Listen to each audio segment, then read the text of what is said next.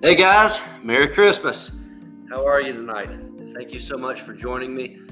It is Wednesday night building chat once again, and just busy week at Squadron. I hope you guys were busy with something, hopefully building models, but during the day that just doesn't happen all the time, does it? But for me, during the day is full of getting models shipped to you guys, and that's how we roll during the day, Monday through Friday. And this week has been slammed full of goodies coming in the door. The past several weeks I've been talking about the the problems with shipping, this time of year, and of course when customs gets a hold of a shipment, how that can delay things. And last week on this show, I talked about a lot of things that had finally broke free and made it to us. And this week, I get to say that yet again, more things have made it our way. And then finally, the container that has just been the container from hell, it seems, that went on a wrong ship, ended up at the wrong port, and it's just been a little over a month overdue.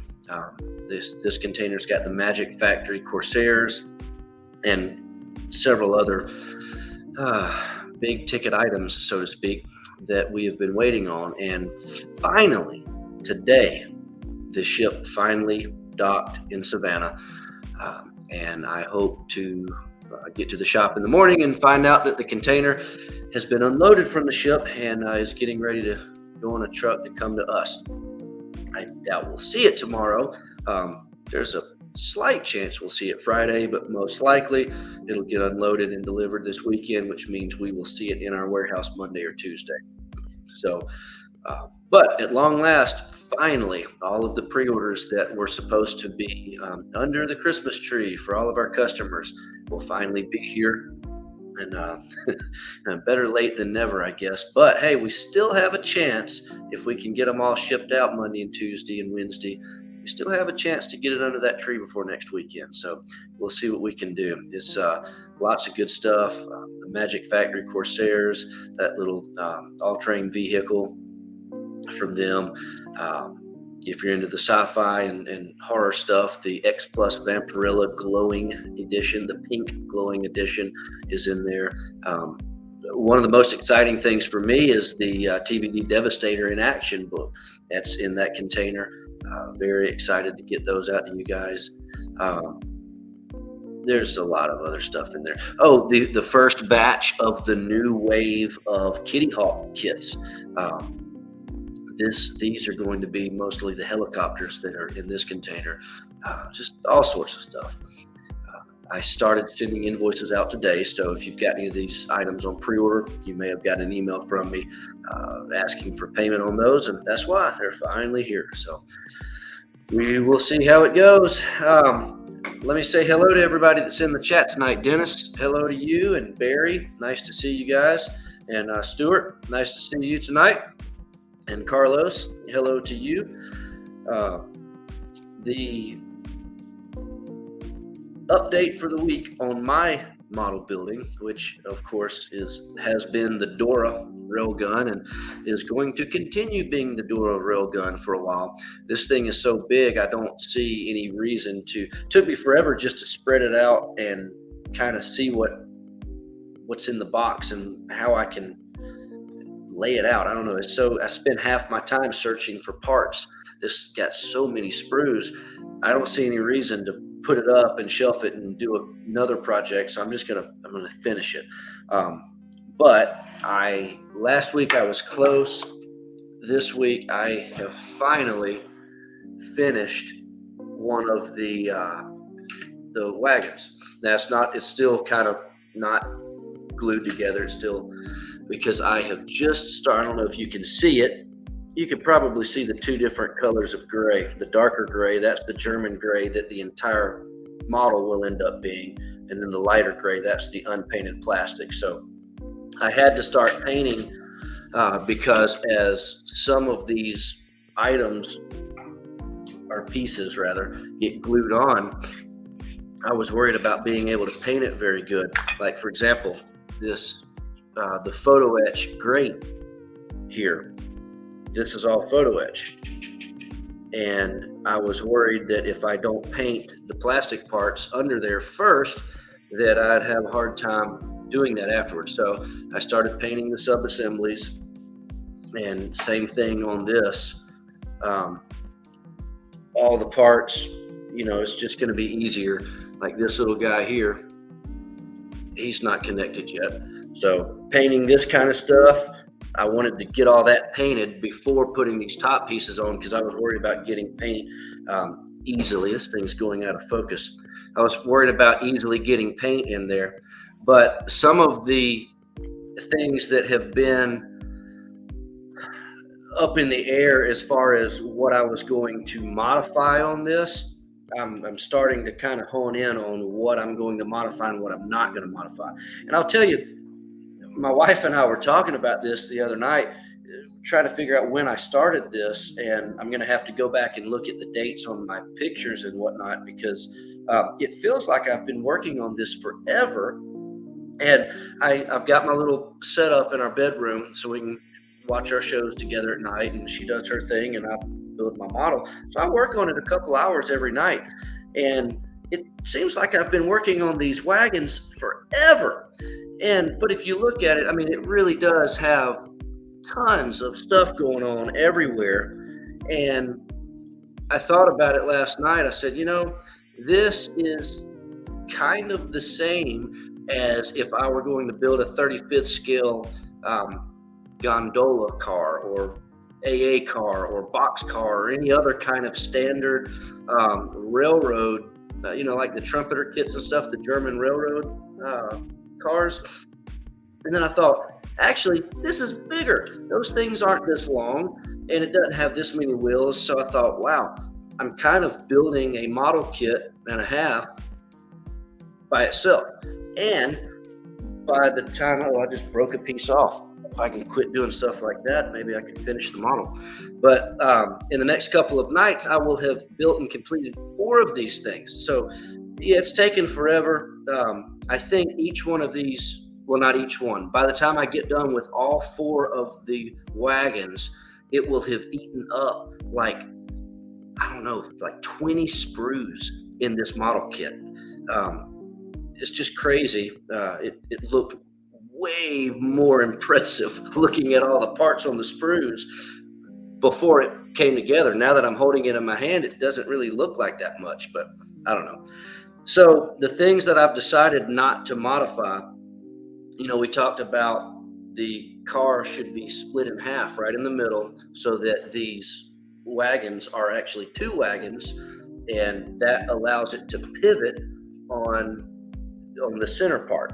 And if you kind of see here, it connects here and here on this point and this point.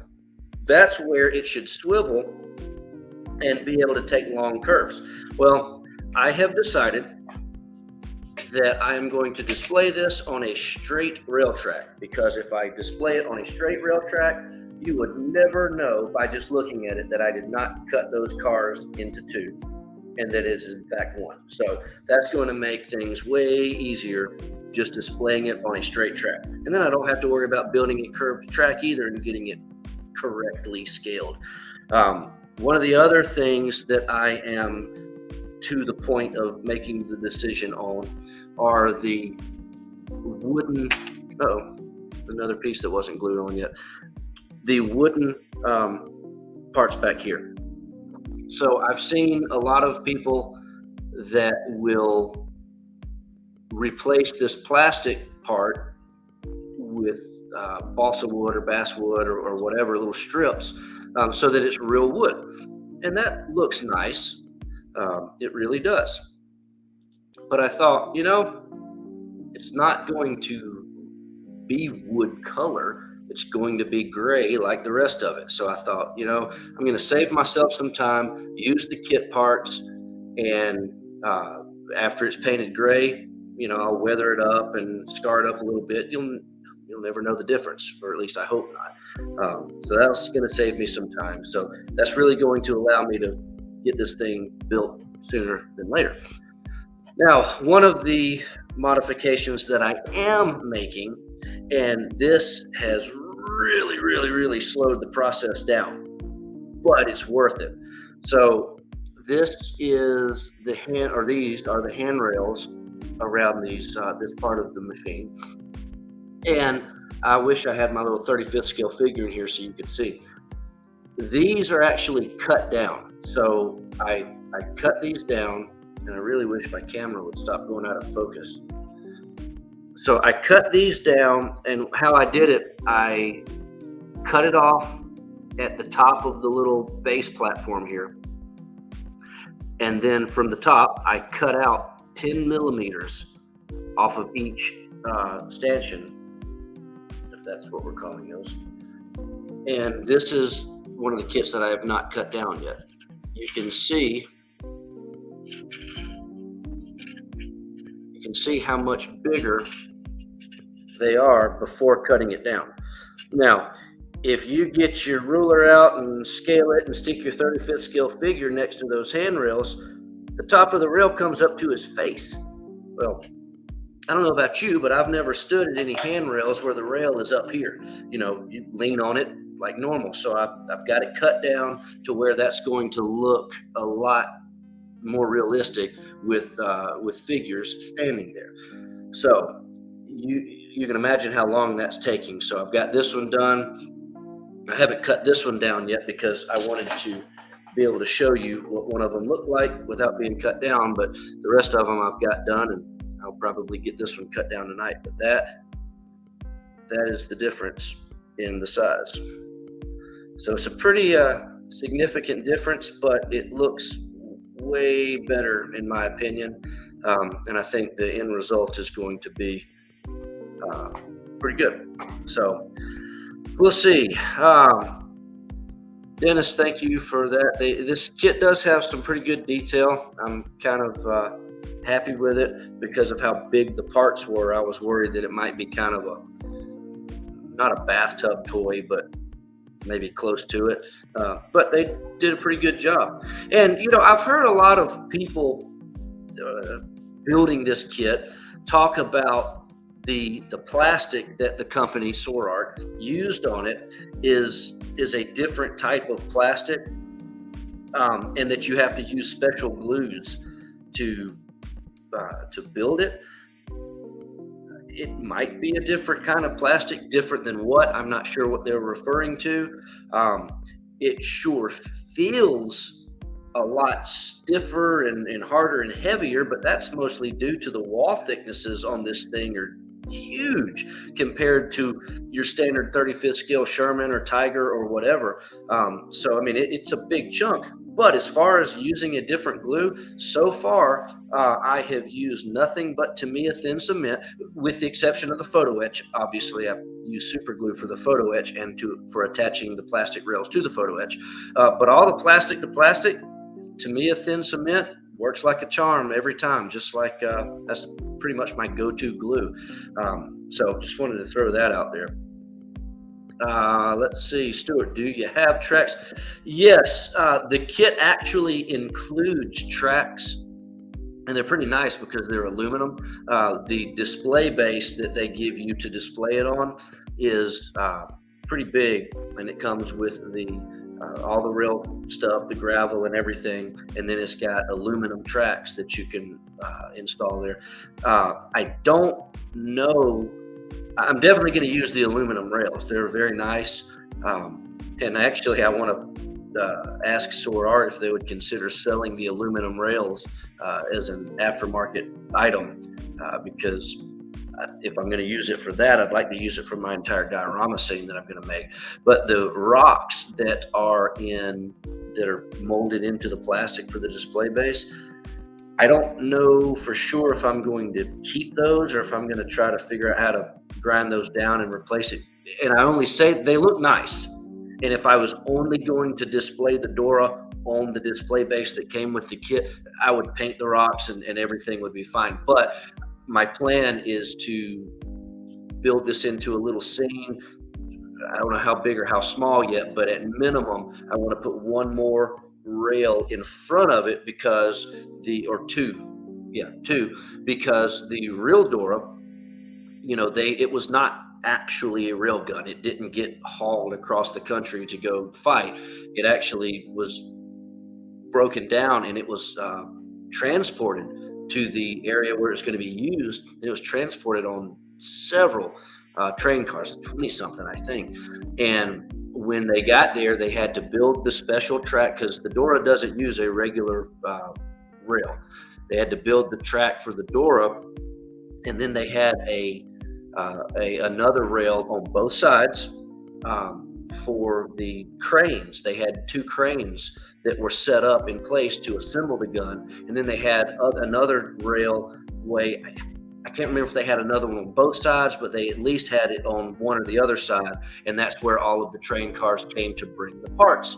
So point is, when I display it, I don't want to have the Dora sitting on just its rails. I want to put a rail or two in front of it to have some other cars on. I got to figure out what I need to most realistically resemble what kind of cars brought the Dora to the assembly site. But though whatever I build there, that's not going to have the same molded in rocks. So I'm going to have to use some kind of, probably train ballast from Lionel trains or whatever those guys use.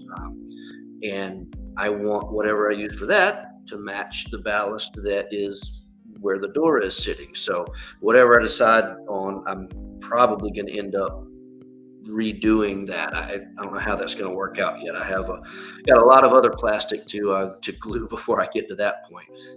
But we'll see how that works out.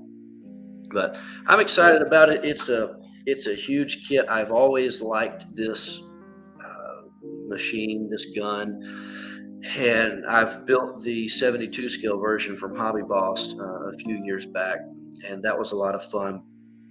And I've always wanted one of these. So when SOAR Art reissued these, I knew that I was going to be starting a very long project. And now I'm right in the middle of it. The metal gun barrel that I have coming for this thing, it's not showed up yet. Perhaps it'll show up this week. Maybe I'll have that show you next week. But those aren't here yet. And like I said, over the next couple of nights, I'm hoping to finish all the details and all the parts on the cars. And if I can get through that, then I get to start going up, and then it'll start looking like something. Last week, I showed you a picture of the top parts sitting on the cars because the cars are mostly assembled. I just got to add the rails and, a few small details. So I've assembled the whole thing just to get a feel for the size. But after these get done, I get to actually start, killing more sprues and getting the thing assembled. So we'll see how that goes. What is anybody working on anything this week? Anybody got any details about their model building that they would like to share? Love to hear what you guys were working on. I got to see pictures of that finished up Lexington this week. That looked very nice, and excited to see that. I'm looking forward to seeing what you get into next on your model bench. So we'll see how that goes.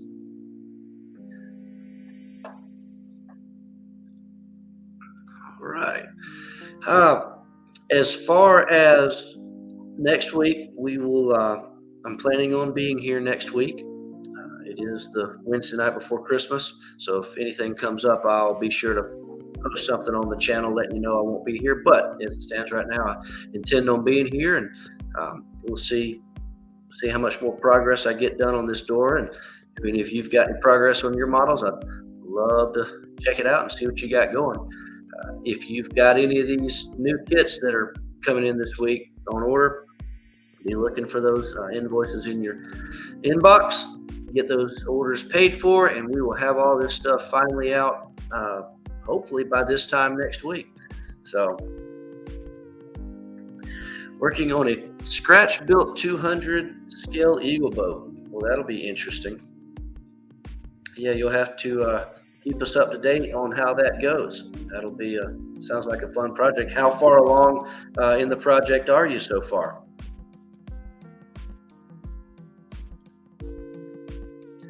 Not building at the moment.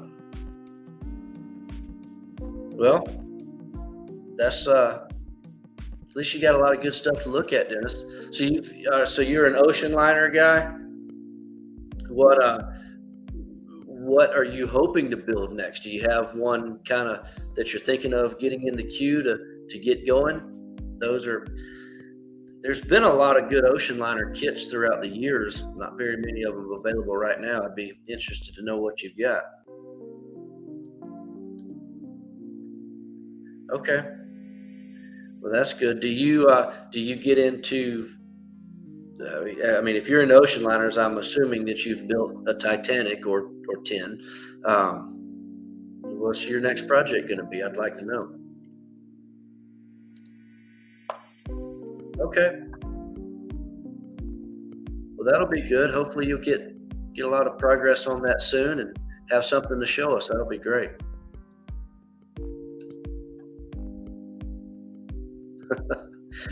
Yeah, talking about ocean liners and Titanics and all we offer, and I think maybe last week we were talking about it or whenever it was, but I'm really hoping that now that Minicraft has been bought up and hopefully starting to be resurrected soon, I hope the new company finishes off that Olympic that they had planned. I was really hoping to see that. So you'll have to grab one if they do. Do you do one particular scale, 3/50th scale or whatever, or do you kind of get whatever is available? Because I know Revell's had several in their box scales or whatever, but do you get into any of the 700 scale stuff? And if you do, did you ever get in on any of the HP models resin kits back when they were making those years ago? Because I know that they had a few.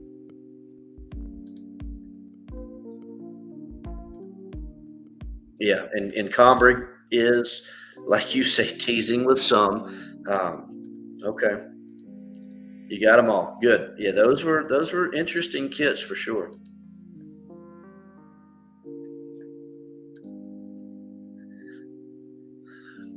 Barry, you're going to do a Knox class. Which ship of that class are you going to build your kit as?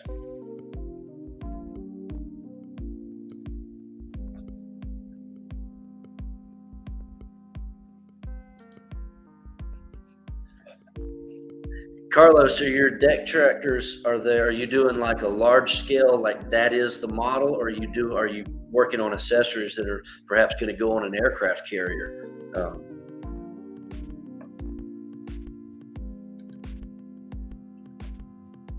Yeah, that one would be very good. I think HP had a Leviathan years ago in resin, but that is obviously it's long gone now. But you're right. I would love to see that. That'd be a good one to do, like in 350th scale. It'd be pretty cool.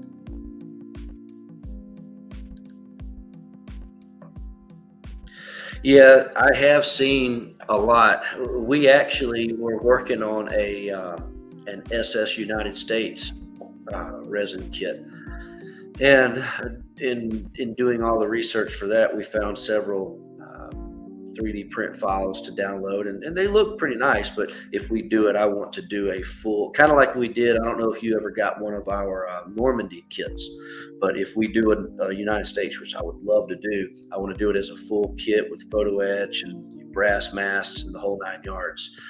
So we'll see if I can ever get that one pulled off. Okay, that'll be a good kit, Barry. I look forward to seeing that when you get done. Make sure to let me know as the progress goes.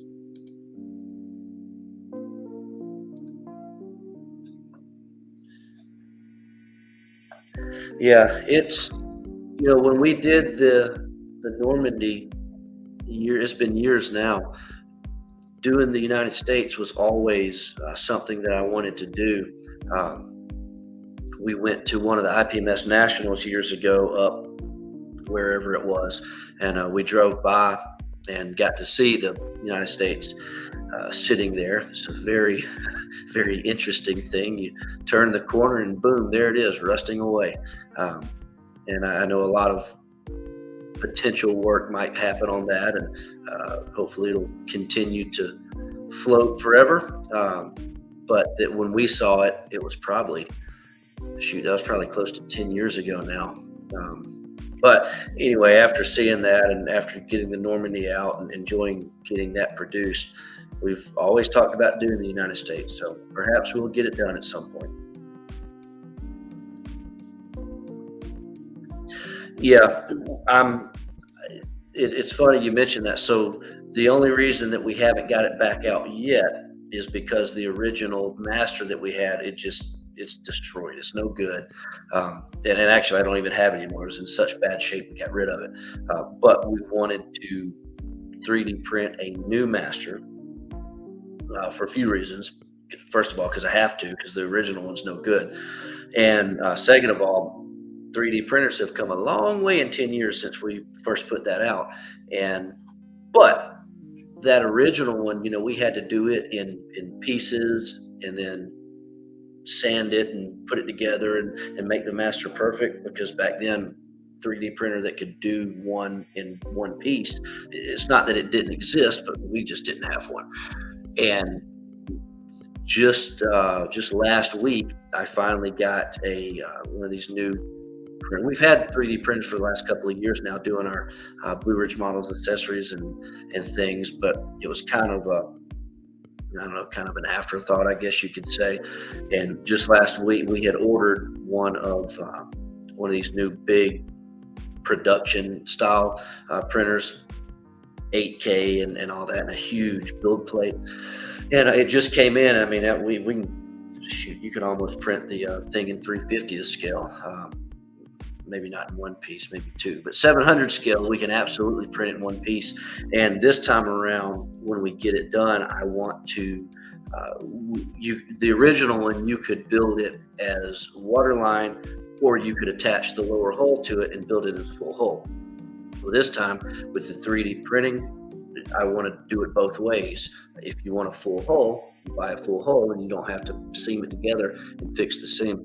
The only thing that I am trying to decide is whether we will sell it as a 3D printed hull. In other words, we print the hulls and run them that way, or if we print the hull and make a resin mold off of it. Now, all the small parts off the 3D printer, that is the way to go.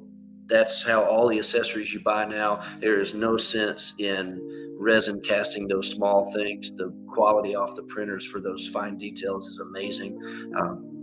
But on the big stuff, it's up for debate. I've got things that I've printed that I like, but I've got the same thing off of our rubber molds that I also like, and in some cases maybe like a little bit better. So we're trying to make that decision right now. The same decision being made on the flagship models Choctaw. We've 3D printed all new masters for that, and all of the small parts will definitely just sell straight off of the printer. But the hull, same thing. Do we sell it straight off the printer, or do we make a rubber mold and do resin castings? We're just trying to decide all these things. And Stuart, give it some time. You'll figure out what you want to do next, and you'll jump right into it, and you'll be going again before you know it.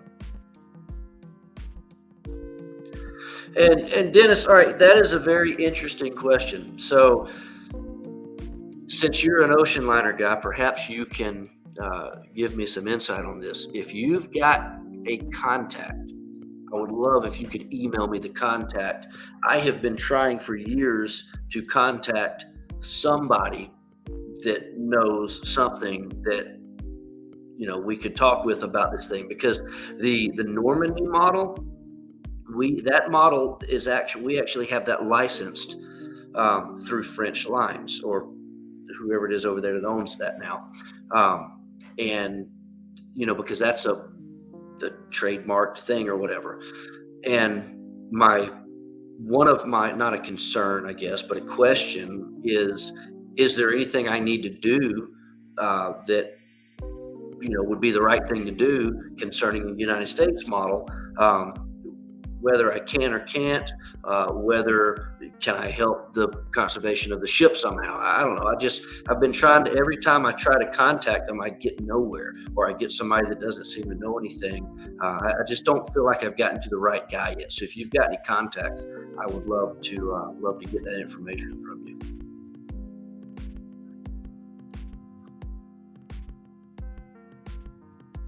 Carlos, okay, so you're 3D printing them. That's cool. Yeah. So what scale are you doing these in?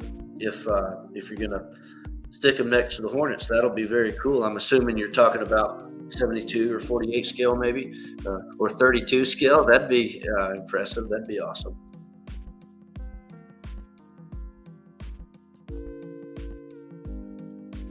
See you next week, Stuart. Have a good evening, buddy.